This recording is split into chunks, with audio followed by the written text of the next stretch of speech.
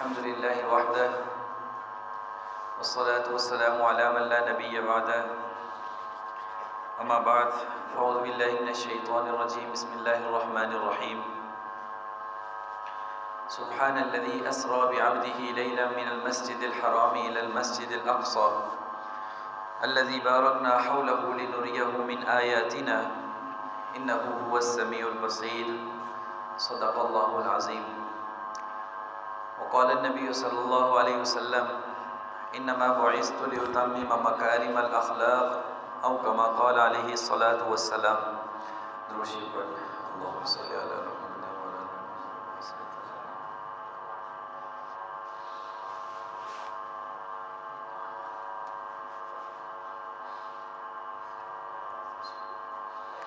السلام علیکم ورحمۃ اللہ وبرکاتہ. سفر معراج میں بیت المقدس میں نبی پاک صلی اللہ علیہ وسلم کا جانا، وہاں پر انبیاء کرام علیہم الصلوات و تسلیمات کی امامت کرانا، اور پھر اس کے بعد آسمانوں کی سیر کرنا، سیر سماوات، یہ واقعہ معراج کا دوسرا پہلو ہے. جو پہلا پہلو تھا وہ مسجد حرام سے مسجد اقصیٰ تک کا سفر ہے، اور یہاں انبیاء کرام علیہم الصلوات و تسلیمات کی امامت ہے. اس کا جو دوسرا پہلو ہے وہ مسجد اقصیٰ سے آگے ساتوں آسمانوں کی سیر ہے، اور پھر سدرۃ المنتہا جانا ہے، پھر اس سے آگے مقام صریف الاقلام ہے، پھر اس سے آگے اللہ تعالیٰ سے ملاقات ہے. تو نبی پاک صلی اللہ علیہ وسلم جب انبیاء کرام علیہم الصلوات و تسلیمات کی امامت کرانے کے بعد مسجد اقصیٰ سے باہر نکلے اس رات میں، تو بعض روایات کے مطابق آسمان سے ایک سیڑھی اللہ تعالیٰ نے زمین تک، نورانی سیڑھی، زمرد اور یاقوت سے بنی ہوئی سیڑھی، وہ آسمان سے زمین تک لگا دی. وہ زینہ اللہ تعالیٰ نے لگا دیا جس پر آپ صلی اللہ علیہ وسلم اور آپ کے ساتھ جبریل امین تشریف فرما تھے، اور آپ ترقی کے زینے طے کرتے ہوئے آسمانوں کی بلندیوں کو، ہواؤں کو، فضاؤں کو چیرتے ہوئے پہلے آسمان پر تشریف لے گئے. جبریل امین نے دستک دی. پہلے آسمان کا جو دربان تھا، فرشتہ تھا، اس نے پوچھا کون ہے؟ کہا محمد رسول اللہ صلی اللہ علیہ وسلم ہے. کہا خود آئے ہیں یا بلائے گئے ہیں؟ کہا بلائے گئے ہیں. فرمایا نعم مرحبا بابن صالح، میرے بیٹے کا استقبال ہو. نبی صالح کا استقبال کیا جاتا ہے. پہلے آسمان پر آپ کی ملاقات حضرت آدم علیہ السلام سے ہوئی. حضرت آدم علیہ السلام اپنی دائیں طرف دیکھتے ہیں تو مسکرانے لگ جاتے ہیں، اور بائیں طرف دیکھتے ہیں تو پھر رونے لگ جاتے ہیں. آپ صلی اللہ علیہ وسلم نے جبریل سے پوچھا کہ یہ بزرگ کون ہیں اور یہ ہنستے اور مسکراتے کیوں ہیں؟ فرمایا یہ آدم علیہ السلام ہے، اور اپنی دائیں طرف دیکھتے ہیں تو اپنی اولاد میں سے جو لوگ جنتی ہیں ان کو دیکھ کر مسکرا رہے ہیں، اور یہ اصحاب الیمین ہیں، دائیں طرف والے ہیں. اور جب بائیں طرف دیکھتے ہیں تو اپنی اولاد میں سے جو جہنمی ہیں انہیں دیکھ کر کے غمگین ہوتے ہیں اور رونا شروع کر دیتے ہیں. یہ اصحاب الشمال ہیں. دائیں طرف والے وہ جنہیں نامہ اعمال دائیں ہاتھ میں دیا جائے گا، سجے، اور بائیں طرف والے وہ جنہیں نامہ اعمال بائیں ہاتھ میں دیا جائے گا، کھبے. دنیا کے حساب سے سجے کھبے نہیں ہیں کہ یہ کھبے ہیں اور یہ سجے ہیں. اصل مدار ہے آخرت میں نامہ اعمال کے ملنے پر.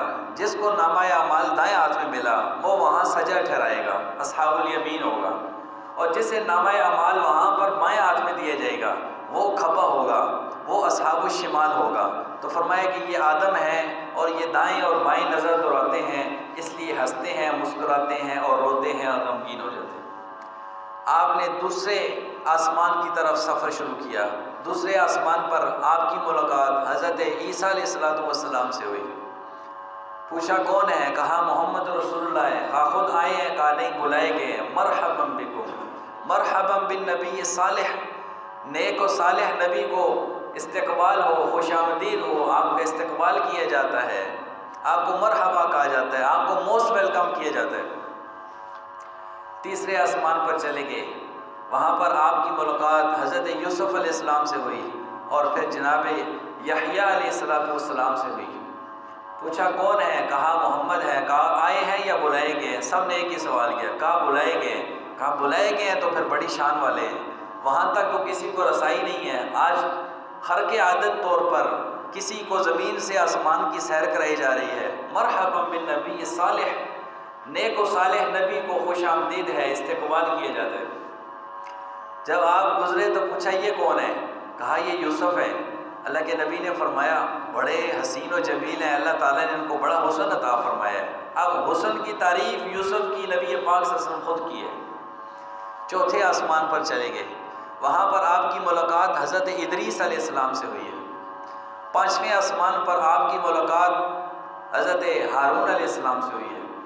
چھٹے آسمان پر آپ کی ملاقات حضرت موسیٰ علیہ السلام سے ہوئی ہے۔ ساتویں آسمان پر تشریف لے گئے، دروازہ کھولا تو ایک شخصیت ہے جو ایک دیوار کے ساتھ ٹیک لگائے ہوئے بیٹھے ہیں۔ پوچھا یہ کون ہے؟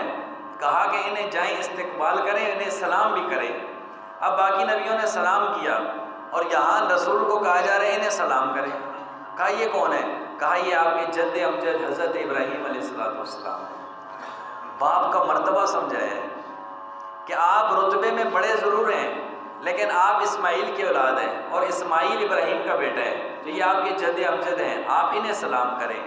باقی نبی چل کر آئے، نعم المجیء الصالح، آپ کا آنا اچھا ہے، مبارک ہے۔ مرحبا بالنبی صالح، نیک و صالح نبی کو خوش آمدید کہا جاتا ہے، لیکن یہاں پر آ کر اللہ کے نبی نے فرمایا السلام علیکم، اے ابا جان، اے جد امجد، آپ پر میری سلامتی ہو۔ یہاں چل کر ادھر گئے، باقی نبی چل کر ادھر آ رہے ہیں، یہاں نبی چل کر ابراہیم کے پاس جا رہے ہیں۔ باپ کا مرتبہ اور مقام سمجھایا کہ آپ جتنے بھی رتبے میں بڑے بن جائیں لیکن باپ باپ ہی ہوتا ہے۔ رضا الرب فی رضا الوالد، رب کی رضا والد کی رضا میں ہے، وسخط الرب فی سخط الوالد، اور رب کی ناراضگی والد کی ناراضگی میں ہے۔ ہاں جی، باپ کا بڑا مرتبہ اور مقام ہے۔ جن کے باپ نہیں ہیں ان سے پوچھیے نا باپ کیا چیز ہوتی ہے۔ باپ ایک ٹھنڈی سائبان ہوتا ہے، باپ دور اندیش ہوتا ہے، باپ بہت دور کی سوچتا ہے۔ اللہ کے نبی کو کہا گیا کہ آپ سلام کریں۔ اب وہ ایک دیوار کے ساتھ ٹیک لگائے ہوئے ہیں، وہ دیوار ہے بیت المعمور کی۔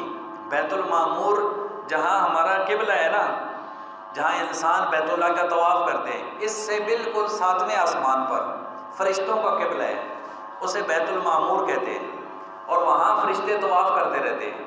ایک طواف انسان کر رہے ہیں، بالکل ساتویں آسمان پر فرشتوں کا طواف جاری ہے اور وہ فرشتے طواف کر رہے ہیں۔ ایک فرشتہ طواف کرے قیامت تک اس کی دوبارہ باری نہیں آنی۔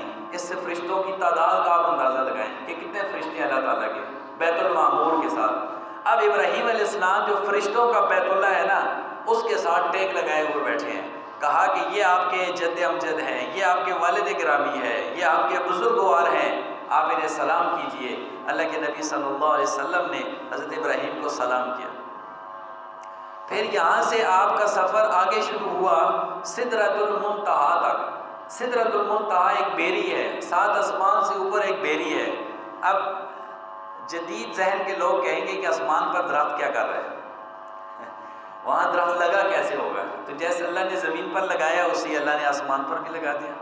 7 آسمان سے اوپر سدرۃ المنتہا ایک بیری ہے، نیچے کے جتنے فیصلے ہیں یہ وہاں جا کر رک جاتے ہیں، اوپر سے جو فیصلے آتے ہیں وہ وہاں آ کر رک جاتے ہیں، نیچے والے اعمال سدرۃ المنتہا تک جاتے ہیں، وہاں سے اسپیشل فائلیں اور کوڈ لگتے ہیں ان کے ساتھ، پھر اوپر کو جاتی ہیں۔ اوپر سے اللہ کا کوئی امر آتا ہے، کوڈ ہوتا ہے یہاں پر، اس کو دوبارہ نیچے کی طرف بھیجا جاتا ہے۔ تو دونوں طرف کی جو انتہا ہے اسے سدرۃ المنتہا کہتے ہیں۔ اس کا ذکر قرآن کریم میں ہے، عند سدرۃ المنتہا عندہا جنت المأویٰ، اس سے آگے جنت ہے۔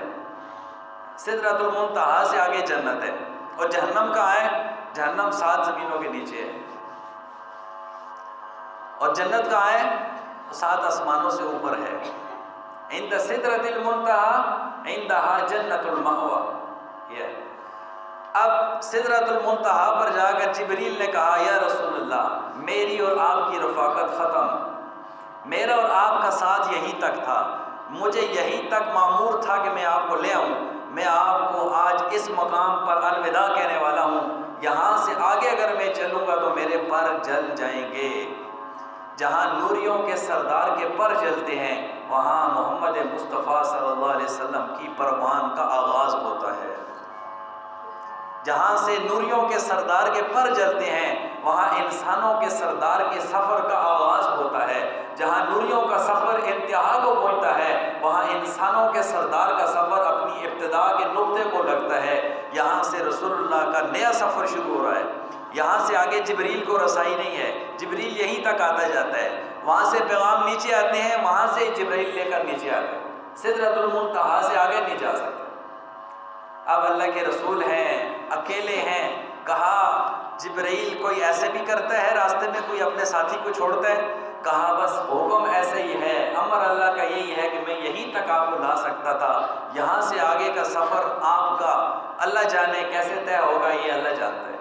اب آگے سے VVIP پروٹوکول لگایا گیا یہاں سے کہ اب آگے کا سلسلہ کچھ اور طرح سے ہے۔ تھوڑا آگے چلے صریف الاقلام کے مقام پر پہنچ گئے۔ صریف الاقلام وہ مقام ہے جہاں تقدیر کی کلمیں چلتی ہیں اور کلمے چلنے کی وجہ سے آواز آتی ہے، جیسے پتے پر کوئی شخص لکھ رہا ہوتا ہے انسانوں کے رزق اور موت کے متعلق، انسانوں کی حیات سے متعلق، انسانوں کے فیصلے جو لکھے جا رہے ہوتے ہیں، جو لکھے جا چکے ہیں، جفت بہ الاقدار، جس کے ساتھ کلمے لکھ کر کے خشک ہو چکی، وہ صریف الاقلام کا مقام ہے۔ آپ وہاں سے بھی عبور کر گئے۔ اللہ کے نبی صلی اللہ علیہ وسلم آگے ہیں، زمین پیچھے ہے، زمان پیچھے ہے، مکین پیچھے ہے، مکان پیچھے ہیں، سب پیچھے ہیں، ساتوں زمینیں پیچھے ہیں، ہوائیں اور خلائیں اور فضائیں پیچھے ہیں، چرند اور پرند اور انسان سارے پیچھے ہیں، جبرائیل، میکائیل، اسرافیل، عزرائیل سارے پیچھے ہیں، ساتوں آسمان پیچھے ہیں، ابراہیم، آدم، عیسیٰ، یحییٰ، یوسف اور سارے کے سب بزرگوار نبی، اولو العزم پیغمبر سارے کے سارے پیچھے ہیں، اور پھر سدرۃ المنتہا پیچھے ہے، صریف الاقلام پیچھے ہے، محمد مصطفیٰ صلی اللہ علیہ وسلم سب سے آگے ہے۔ کیا مرتبہ ہے محمد عربی صلی اللہ علیہ وسلم کا، کوئی سمجھے تو صحیح کہ اتنی رفعت اللہ نے اپنے حبیب کو عطا فرمائی، جہاں جبریل کے پر جل جائیں، جہاں میکائیل کو رسائی نہیں ہے، جہاں اسرافیل ہاتھ نہیں گزار سکتا، وہاں سے گزر نہیں سکتا، وہاں محمد مصطفیٰ گزر کر کے گئے ہیں۔ پھر آگے ایک جگہ پر گئے ہیں، وہاں پر اللہ تعالیٰ تھے اور رسول اللہ تھے، وہاں اللہ تعالیٰ تھے اور رسول اللہ تھے، کوئی تیسری ہستی، کوئی تیسرا حجاب، کوئی رکاوٹ، کوئی پردہ، کوئی چیز نہیں تھی، آمنے سامنے تھے، محمد مصطفیٰ تھے، اللہ تعالیٰ تھے۔ فتدلی ثم دنا، ابن عباس فرماتے ہیں پہلے تھا فتدلی، آپ قریب ہوئے، ثم دنا، پھر اور قریب ہوئے، کتنا قریب ہوئے؟ فکان قاب قوسین او ادنا، جب لڑائی ہوتی تھی تو سردار آپس میں جب لڑائی روکتے تھے تو دونوں کمانوں کو آپس میں ایسے جوڑ دیتے تھے، ایسے کہ اب لڑائی ختم ہو گئی ہے، جیسے یہ دو کمانیں مل گئی ہیں ایسے ہماری لڑائی ختم ہو گئی، ہم ایک ہو گئے۔ اللہ تعالیٰ کہتے ہیں جیسے دو قوسین تھے، دو کعبیں تھی، دو تیر تھے اور ان کی آپس کی کمانیں آپس میں ٹکرائی ہیں اور بالکل ان کے درمیان فاصلہ نہیں رہا، اتنی قربت ہم نے محمد مصطفیٰ کو عطا فرمائی ہے، اور پھر ہم ان سے محو کلام ہوئے ہیں۔ فَكَانَ قَابَ قَوْسَيْنِ أَوْ أَدْنَىٰ فَأَوْحَىٰ إِلَىٰ عَبْدِهِ مَا أَوْحَىٰ، پھر اللہ نے اپنے نبی کو وہ کچھ عطا کیا جو عطا کیا، پھر اللہ کے نبی نے اپنے اللہ کی وہ تعریف بیان کی ہے، ایسی تعریف نہ آج تک آدم نے کی ہوگی، نہ عیسیٰ نے کی ہوگی، نہ یوسف نے کی ہوگی، نہ ادریس نے کی ہوگی، نہ ابراہیم نے کی ہوگی۔ اتنی قربت میں جا کر اللہ تعالیٰ کا قرب جب نصیب ہوا، فَأَوْحَىٰ إِلَىٰ عَبْدِهِ مَا أَوْحَىٰ، اللہ نے اپنے نبی پر وہ وحی کی، وہ انوارات اور برکات نازل فرمائے جو آج تک کسی انسان پر، بندہ بشر پر نازل نہیں ہو سکتے۔ وہ حمد و ثنا اللہ کے نبی نے وہاں کی ہے جو آج تک کوئی بشر اللہ کی اتنی ثنا اور حمد نہیں کر سکتا۔ ما کذب الفؤاد ما رآ، اب اللہ کو پتہ تھا کہ 1400 سال بعد ایک مخلوق آئے گی، وہ کہے گی دماغ نہیں مانتا اس بات کو، وہ کہے گی دل نہیں مانتا اس بات کو کہ ایک انسان ساتوں آسمان کو چیر کر کے سدرۃ المنتہا کو پیچھے چھوڑ کر، صریف الاقلام کو پیچھے چھوڑ کر عرش معلیٰ کی طرف بڑھ رہا ہے، انسان نہیں مانتا۔ اللہ نے کہا ما کذب الفؤاد ما رأى، دل نے جو دیکھا ہے، آنکھوں نے جو مشاہدہ کیا ہے، اللہ کے حبیب کا دل جھوٹا نہیں ہے، اللہ کے حبیب کی نگاہیں جھوٹی نہیں ہے، اللہ کے حبیب نے اپنے اللہ کو روبرو